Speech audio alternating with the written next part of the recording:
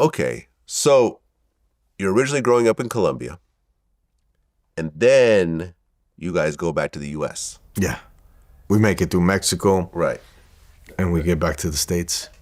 Now, you actually had U.S. legal papers, because I guess you guys got asylum because... No, I got asylum. You got asylum. I got asylum. I got the Convention Against Torture. But none of my all my families were resident citizens. They had money. Uh-huh. So they would pay lawyers and they'd get their... Matter of fact, my brother Black, when he was released from federal prison, he was released in Morgan Hill, California, in the Bay Area, and we lived together there. Okay, so you guys moved back to the U.S., and I think you were 1 year old, 1979. You guys moved to Miami. Mm-hmm. And that was the first time we came back to the States. Right. And from what I understand, once Griselda was in Miami, things just became massive. Yeah. She released a lot of the base cocaine that she would get from her Peruvian and Bolivian connects. You saw Scarface Sosa? So the gentleman Sosa gives her hundreds of base cocaine. Back then they weren't crystallizing it yet. And she had to crystallize it in the States, but she had already created the crack epidemic in Medellin. So she's releasing base in New York and in Miami. So now all the Latin community is smoking crack. Before they made it crack cocaine, it was still base. And it was more addictive than crack. So they got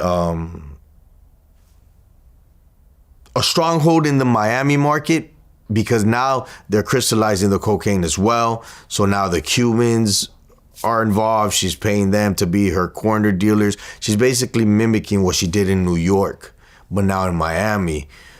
But in Miami, it was Miami still wasn't what you see now. It was like a cowboy land, and it was an Italian land. A lot of the mobsters had their power there, and the beach was Jewish, Italian, and maybe some Cubans. And then my mother did the same immigration wave that she did in New York with everybody from Barrio Antioquia. She got everybody to move to Miami and then set up her distribution throughout. And she started buying all the real estate, in good places, the beach, Palm Island, Alton Road, Sunny Isles, Bal Harbor. She started buying just everything, buildings, houses. And this is where she essentially became the queen of cocaine. Yes. No. No? In Queens, they used to call her the La Reina de Queens, the Queen of Queens. Mm-hmm.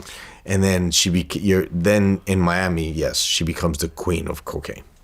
Right. You said everything changed in Miami. People were saying, how come these people have so much money behind your backs?